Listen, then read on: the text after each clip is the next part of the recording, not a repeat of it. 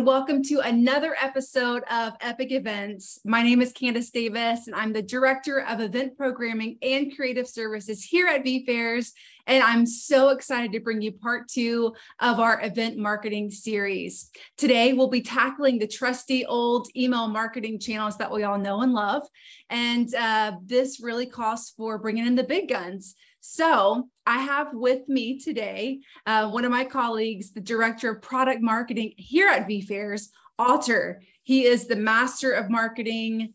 I cannot wait for him to share all of his insights with all of you today. So hi, Alter. Welcome to Epic Events.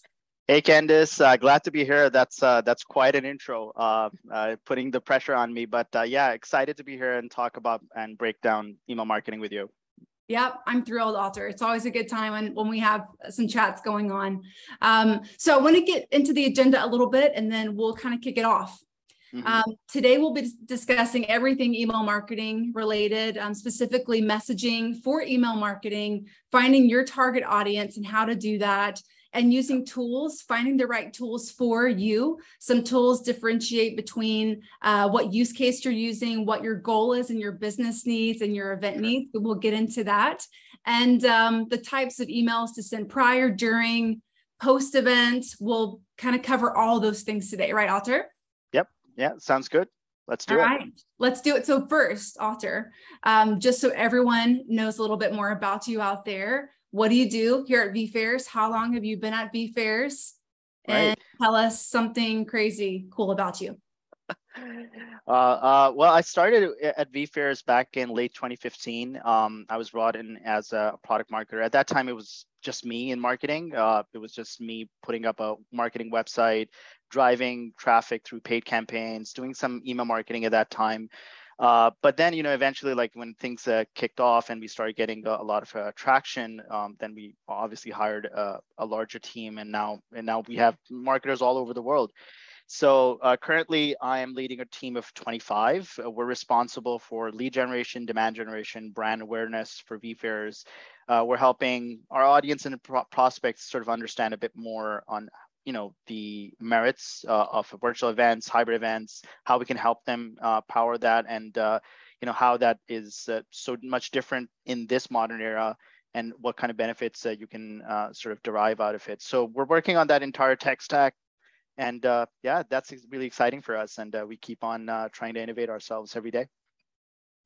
Yeah, I mean, our marketing team is pretty much a powerhouse, thanks to all the many talents they bring together, including yours. Being our mastermind behind marketing. So thanks for sharing that. I know you're one of the OGs here at vFairs, so we all look up to you for that. You basically can handle any question or need that we may have, like on the spot. So, and then I was hoping the crazy cool fact that you're going to throw in there about yourself was that you're a pretty good rapper. But let's keep that under wraps. Let's keep the rap part under wraps. I do that, like I just did that once in one fiesta, but yeah, like I like to write, and as part of that, I can sometimes throw in a rap or something. But yeah, I'm really big on comical lyrics, and that's something that I specialize in. So that's a little tidbit. Yeah, that was a real treat. I don't think any of us will ever forget that. So maybe you can bring that out some other time. We'll do some other kind of talent show for everyone listening out there. So Alter, let's get right into it. All right. So obviously you've been at the helm of marketing at vFairs for 8 plus years now. Our team is always busy promoting events. I mean, everything around events you guys do. And we do as a team. A big piece of the puzzle is email marketing. Everyone talks about it, no matter how big your company is, how small it is, anywhere in between. We hear customers talking about it every single day. And that's what really keeps, people coming back too. So let's get into that a little bit. How important do you think this is, just email marketing in business? Oh, incredibly important. I think you and I have both worked on events ourselves. Like we worked on Discover Next, we've worked on Epic events, and even Eventier. And we both know that whenever we've designed that email campaign, that's the main driver of registrations. So for promoting any kind of event, email is probably the de facto #1 communication channel that we leverage. I think, yeah, in recent years, email marketing has gotten a bad rep, that it's sort of dead, it's no longer effective. But I think the channel is not the problem. It's just the tactics have sort of evolved over time and people have become a bit more savvy about it. But still, like I think I read a HubSpot report, 60% of marketers still think that the biggest driver of ROI is email. And at the end of the day, like, we know that 70%, 75% of millennials, they primarily consume communication from a business through email, and that itself is a stellar, very startling statistic that you have to leverage on. So absolutely, email marketing is super important, relevant, but it now requires a different strategy, different tactic to be effective, and you really need to think about your messaging, your segmentation, the way you want to approach your audience, learning a bit more about the audience before dispatching those emails. That's super critical for success now. So yeah, I think it's super important. Yeah, and I know email marketing can be very daunting, and when you look at marketing an event specifically for a virtual event, let's say, where would you really look at starting? Obviously you want the messaging, but you need to know your audience. You need to know who you're doing this for, why you're doing it. Can you get into a little bit of that for those out there who are kind of looking to see, like getting into your mind specifically of what you would do? Yeah. So like, whenever we're trying to promote an event, I always see it as Venn diagram with two circles. One is your business goals and the other is the audience goals. And you're trying to find an overlap between them. So when it comes to business goals, first you want to sort of understand what are you trying to do. Are you trying to get more registrations for your event? Are you trying to increase brand awareness? Are you targeting sponsorships and you're trying to get more people to exhibit at your event? Are you trying to put them on an early bird offer so that they can, purchase a ticket? So it really depends on what your business goal is, and then you design the campaign along those lines. But at the same time, it's super important also to understand what your audience needs. So going into the audience list, looking at what their demographics and firmographics are, but also understanding what their goals are, challenges are, what are the priorities that they have, what are the ideal customer profiles that you're targeting, and sort of understanding what would they need and how can your event benefit them. And then sort of like meshing those two things together, the business goals and the audience goals, to derive, okay, this is the messaging, this is the cadence, this is the segmentation that we're going to use. So before even diving into constructing or composing something, it's really important to get your stakeholders and align on expectations of what the goal is and how are we going to measure success. Like once this thing goes live, are we going to measure success on open rates, click rates? Maybe not. Maybe we're going to measure it on the number of registrations. And that's something that we do even for our flagship events. So I would start, as a marketer, I would start always with what are the business goals, what are the audience goals, and find that overlap. Yeah, agreed. And I mean, that makes complete sense. And you can't do email marketing without having a target list. So when we kind of look at that list, even the one that we have when we do our, customer facing events, creating that itself is like a science, trying to figure out who these people are, where they are. Absolutely. Where they are in the world, what, time zone are we doing this event in? There's just a lot to kind of have organized before you get to this piece of it. Actually creating that email and looking at your target audience there. But what are some do's and don'ts for email marketers when building an email list? Yeah, that's a really important question, Candice. I think, and that's where most email marketing campaigns go south, because it's not so much as a problem with the marketing message. It's actually the list that you're targeting on, which probably is the root cause of failure. So some of the do's is that you want to make sure that you're curating your list and creating a relationship with your audience all around the year. So if one of the worst symptoms is that if you're trying to capture an email list 2 weeks before the event, and this is the first time they're hearing from you, that's actually a big red flag, because you haven't really warmed up that relationship with your audience. You haven't given them value all across the year.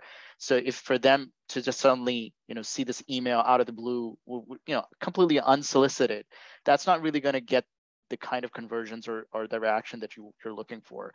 So you want to curate that list for over a long period of time, and primarily through your website. We collect emails through our lead gen form, but also like through our ebooks, through our lead magnets, through our newsletters, even with a webcast now. So we collect a lot of those leads over time, and then nurture them by giving them valuable resources, but also very much understanding what they're looking for. So one way of when you're capturing an email is just to get the first name, last name, and email, and that's it. And that's actually not that useful. What you want to additionally do is to sort of understand what their goals are. What are they planning to do? So for example, in vFairs, for our virtual event marketing stack, what we capture is what kind of event are you planning to do? Is it a virtual conference? Is it a job fair? And that mindset changes. Like if somebody's looking for an onboarding fair, their goals and challenges are very different from someone looking to do a virtual trade show. So and that will vary from business to business. So if you're selling an accounting tool, or you're selling a social media marketing tool, it will be completely different. Or you're doing a medical conference for that matter. So you want to understand, like, why are people even on your list in the first place? And then once you have that understanding, that you can design your campaign a bit better. So that's definitely a do that. Curate your list over time and capture the necessary data points on that. Some of the don'ts is pretty much the opposite of that. Do not purchase a list just a week away from the event and try to send this like spray and pray blast where you're trying to hope that everybody just jumps on to the event. That's not going to work. And that's, even if it does have some kind of semblance of results, it's still not going to play out really well, because your deliverability will be low, your email domain repute will probably get hit. And then it's also negative affiliation with the brand, right? Like, I didn't even ask for this email and they just sent me this, and I don't understand where this is coming from. So there are a lot of negative cons attached to just coming up with a list or buying a list. And I think you and I also have seen that whenever we're trying to attend a physical event or in-person event, we're actually bombarded with emails. Do you want to purchase this list? Do you want to like send an email? It's not. Yeah. That's not the best way to create a relationship. Email marketing is all about the audience having a relationship with you, knowing what you stand for, and then you try to speak to their needs, as opposed to just do a hard sell. Agreed. And I feel like if you're not really taking the time to nurture and create those relationships that you talked about, I mean, people are just going to say, oh, they just want to send an email to me just to send it, to see if I'll reply or register or whatnot. But once you know your audience, if they really are, a great, person to specifically attend this event or whatever you're trying to push in front of them. If you know them well enough, you'll know if, they should be receiving that specific email. And again, it all comes down to continuously nurturing those relationships and making sure that, we know their needs, and we kind of are kind of putting our best foot forward into our marketing strategies to help them out as well. So Absolutely. Yeah, it's kind of like, just emailing a friend that, hey, here's an event that's happening. Would you like to attend? This is why I think you would attend. And that's the kind of thought process that you would have even with your audience. Like, you would know a certain sense of what they want, and you're just basically tying those threads together, that this event would be really great for you because you're looking for this, and this event has that. Yeah. So, I mean, no one wants the unsubscriber count to increase, every time you send an e-blast out. So again, dues are, all the things that you just mentioned with nurturing those relationships and building them up. Great. So those are Alter's do's and don'ts. Let's talk a little bit about the design of the email campaign for the audience specifically. I know a lot of people have their 2 cents on, do's and don'ts in this area as well, but what are some important things to keep in mind when designing an email campaign? Yeah, that's a good question. I think like once you've clarified your goals, like once you're clear on what you're trying to achieve, I think the next thing that I typically do is sort of like look at the audience and look at clusters within that list, right? So essentially creating segmentation, which makes sense. And sometimes, segmentation, a lot of marketers sometimes just take segmentation as breaking it up by geography or breaking it up by industry, whereas that's not necessarily always the best way to do it. Like it may work out in certain cases. For example, if you're promoting an in-person event in Nashville, then obviously you're going to target Nashville people who can attend that event. But when it comes to like especially virtual and hybrid events, you can also segment by the goals that they have, like which you would have captured at an earlier stage. It could be some other parameter that makes sense for your particular product, like how urgently are they looking for a solution, is there specific pieces of information that they're looking for when they download an ebook? Are they struggling with something? If you have that information on your CRM in your audience list, that really paves the way for better segmentation, I feel, and then you can craft a much better messaging for them. So for example, for us, if somebody's trying to learn a bit more about blockchain versus someone who's looking to learn a bit more about AI, so I would have a different messaging for blockchain people. I would say, hey, you know what? Here's an event. Here are the 2 or 3 blockchain speakers that are going to be attending. Here are some of the blockchain networking sessions that we're going to have. And I would do the same thing for someone who's looking for AI or anything. And I would highlight those specific ideas or those specific sessions. And that just speaks directly to me, and I'd be more motivated to participate. The other thing apart from segmentation is cadence and timing. Obviously, you don't want to send one email when you're trying to promote an event. It starts, a couple of weeks back before the event date, and you need to have that consistent cadence. You don't want to overdo it so that they become really, they get pissed off and they sort of unsubscribe. But you don't want to undersell it either, so that you completely lose mind share. And obviously, like once you have those 2 things, like the segmentation and the cadence, then the third thing obviously is the content itself. Like what is the messaging? What is the subject line? What are the CTAs that you're going to be adding? That is really crucial for your for the success of your mailer. And it sort of is that same precedence. It starts from the subject line, making sure that's the best that you can achieve. And we'll talk about maybe A/B testing if that comes along.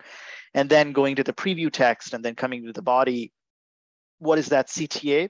But not only, and a lot of people isolate and think that, oh, it's just the email that we're talking about. But no, once they click on the call to action, the next step when they go to the landing page is equally as important. And that's something that's missed, that, what is the synergy? What is the congruence between the email that's been sent and the next page where you're actually going to capture the conversion? So that entire ecosystem really matters. So yeah, segmentation, cadence, and timing, and messaging. Those are the 3 tips from my side. Yeah, those are great. And I actually do want to talk about subject lines. This is something that I always look for when I'm receiving an email, when I'm sending an email. They always say be short and sweet, let it be eye-catching, whatever it may be. Sometimes it's so hard to drill down just a short and sweet subject line when you have a lot to say, right? But I know a lot of people have started using emojis, which that's one of my favorite things, to do and to add in there. But what do you think about two things here with the subject lines? Adding an emoji every once in a while to capture, some excitement and fun. And then also A/B testing. I found that to be really helpful. Kind of knowing those analytics after the emails have been sent out to those 2 different groups, seeing which ones, to goodbye to the email, which ones didn't open. I love doing A/B testing personally, but want to get your thoughts on those 2 things. Oh, 100%. I agree on both ends. So when it comes to subject lines, look, what is the purpose of a subject line? Obviously, if nobody opens your email, the rest of the content doesn't really matter. So it is the most important thing. Unfortunately, it's also it's an afterthought when you're designing an email campaign. And that's what, even when I was a young marketer, that was the biggest mistake I was making. Now, the purpose of the subject line is to break the scroll. So just think of yourself in a Gmail inbox, and what you're seeing is this rain of emails that are coming in. And you're just like scanning, right? You're looking at, well, okay, what are the emails that are relevant for me or need urgent action? So you need to stand out. And the way you can stand out is obviously through the copy. But yeah, I agree. Emojis have become a very interesting way to break that scroll pattern, because they sort of stand out when you're looking through an inbox. However, I think also, like, you don't want to overdo it. You don't want to, use too many emojis in the subject line because it looks a bit salesy. And also choosing the right one makes a lot of sense. So, if you're talking about like, let's say growth marketing, then using a rocket ship makes sense there. And then you would probably put that in. But yeah, it is a nice tool. And I've seen marketers use it with great success to break the scroll pattern and gain more attention. And the second point about A/B testing, absolutely. The problem with messaging in general, forget about just emails, is that you need to understand that everybody has a different way to consume information. Everybody has a different way of sort of reacting or resonating with a message. And you may not know the best way to shape a message. And that's where, you would create variations and then test them out and see like how that works. So what we've been doing at vFairs and even in my previous roles is that we would send out a couple of emails to just 20% of the marketing audience and sort of test which one does better, like split test it, give 10% one subject line, another one another. And then if there's a significant difference and we were seeing an open rate where one is exceeding by far, then the rest of the 80% get that winner subject line. And that really does help because it could mean the difference between nearly 2 or 3 registrations versus 150 registrations. So it counts for a lot. So 100% on A/B testing and emojis. They're a big win if you do them well. Yeah, and I think a lot of people go after A/B testing. There's so many different ways, to do them specifically, but I know a lot of people tend to use more of a formal kind of catchphrase or subject line for group A. And then group B is a little looser. It's a little more for that energetic, fun kind of crowd, and just to see how it hits with that specific audience. And I love that idea of like taking 10%, splitting, another 10%, and then whichever kind of bites better, you send the rest of that list off to that specific A or B group. That's a great tip. 100%. And I like your part, the idea about, like sending a subject line which is a bit less formal versus informal, and that's some of the things that we try is like try with a question. So a question works a lot. Like it could be a small question like quick question, or have you seen this event, or are you going to miss out on this? And then it could be just a very formal announcement, right? So register for Discover Next, or don't miss out on Discover Next, and or here are the speakers that are speaking on this event. And then you want to sort of see like what kind of mileage you get from each one of them. But remember, since we're segmenting, this also means you're doing the A/B test per segment, not necessarily at a global level, and that makes it a bit more tedious to set up. 100%, I understand that, but at the same time, it also helps in getting that extra mileage that you're looking for. Yeah, and what we covered in part 1 of this series with Brianne was creating FOMO. I think that's what a lot of planners and organizers and even marketers are kind of out there to get as well, to create that FOMO, that scarcity around a specific event that they're hosting. And same thing, you can do that with subject lines, don't you think? Just creating some sort of FOMO, like you must attend this, don't miss, using those types of words and actions really kind of gets their attention. FOMO is a great emotion to leverage on. And like what we typically do is that as we're getting closer to the event and somebody hasn't registered, then we use those FOMO techniques. So like seats are almost out, or, early bird ends in 3 days, so on and so forth. So just to make sure that we create that urgent action. At the same time, you want to balance it because now customers are savvy. And if you try to, make it a bit too clickbaity, they're probably going to read through it, and then they're going to become a bit skeptical that, hey, they're trying to push a bit too hard. So you want to create that FOMO, which is grounded in reality, and at the same time, you also are coming from a good place, being very, very genuine and authentic, that this is something that we don't want you to miss, and framing those subject lines in that manner. So like, seats are almost out, 1 hour away from, early bird ending, here are, this event is, speakers, you get the front seats on this particular event, and these are the people, or these are the massive speakers that you can listen to, so on and so forth, and that kind of thing closer to the event really works and helps in getting better open rates. Yeah, sure does. So that, wraps up Alter, like really talking about, campaigns and where to even begin before you even step into the campaign phase as well. But let's talk about building the email campaign. So I know a lot of event planners and organizers who kind of wear the hat of marketing, if you will, and also the hat of planning these events.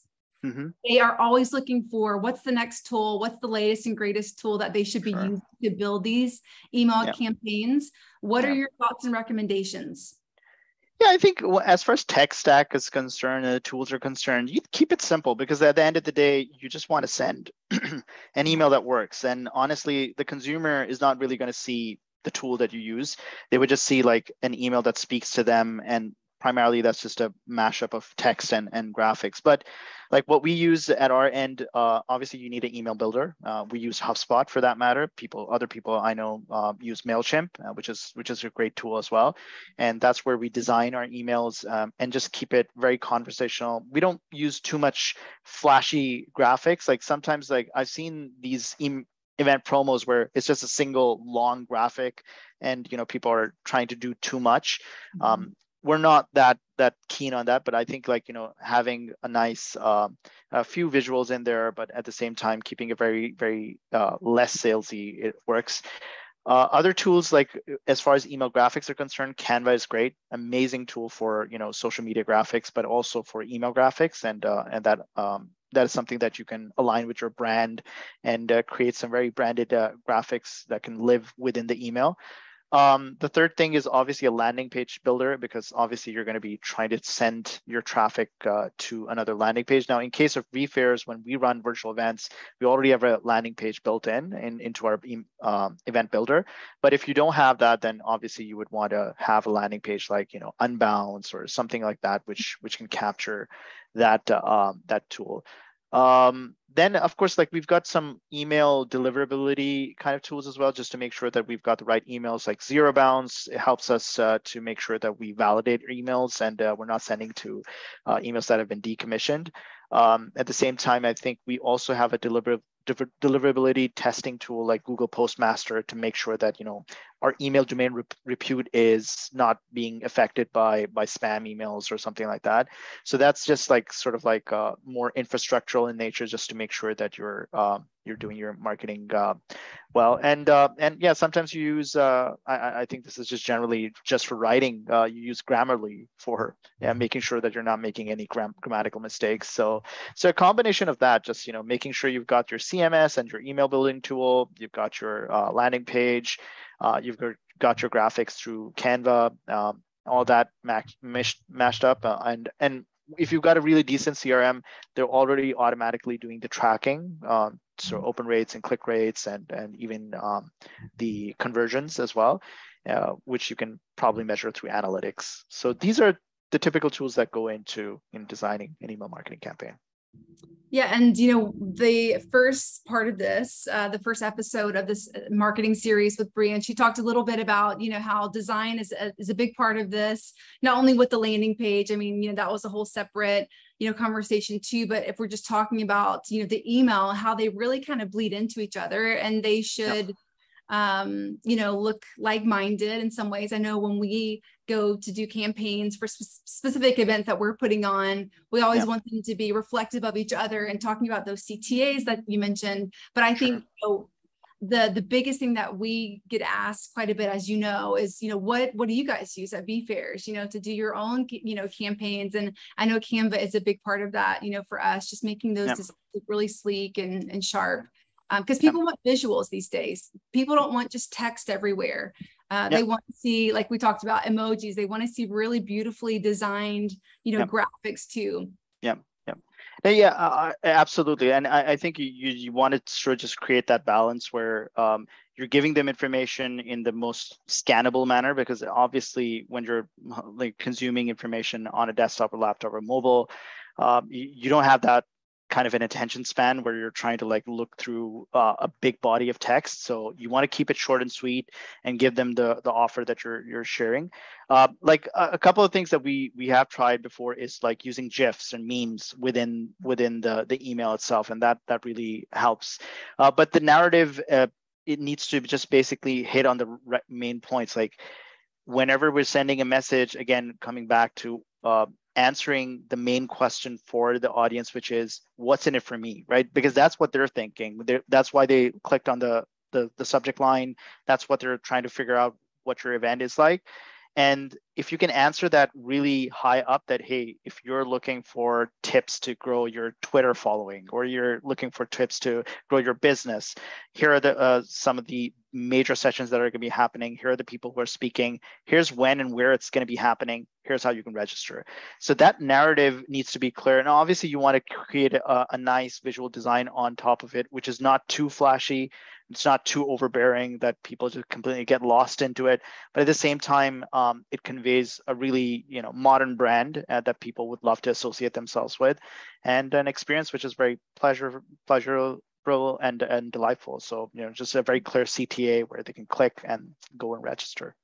Yeah, agreed. And I know we've talked about subject lines. We talked about the body of the emails itself, like you just talked about a couple minutes ago, but we talk about the timing. So we have the campaign ready to go. We have the subject, line nailed down. The body of the email looks great. We have a couple graphics, we have a clear CTA. Let's talk about the timing of the email. So I know that really makes all the difference of how earlier or how, late that you do it close to the event, but what's your take on the timing? That's really going to be the golden ticket here. Yeah, and I think you and I have sort of seen this time and time and again, that sometimes when we do our events, we're sort of like, the one thing that comes in our retrospective is that we could have started promotions a bit earlier. And I think that's usually the case even with marketing, if you want to start out a couple or at least 3 weeks before an event even is being scheduled, you don't want to do it too early so that they completely lose out on that. Sometimes, like what we did in Event here, we had a very longer marketing campaign where we did a couple webinars before we actually started marketing Event here Awards, and that's a different strategy altogether. But yeah, you want to make sure that your landing page for your event, if you're doing a virtual event for that matter, is set up like at least a month before you're going live, to give yourself at least 2 to 3 weeks to start marketing it, and then setting up a cadence. Now, when you're doing email marketing, there's a pre-event part to it, then there's a during part to it, and then obviously a post-event part to it. And then in the pre-event, you send out that first batch of emails. Again, you're trying to segment them out with different tracks and different messaging to all of them, and you're doing their A/B tests. But then you're scheduling the next email maybe 5 to 6 working days apart, and then you keep on trying to increase the frequency a bit as you get closer to the event. But the trick over here is to do it with contextual awareness. What that means is that, so if you send an email out, then the people who have already opened and clicked and registered the email, for your event, are a separate class altogether. But people who have only opened your email and clicked it but haven't registered is a second class. And then people who have opened but haven't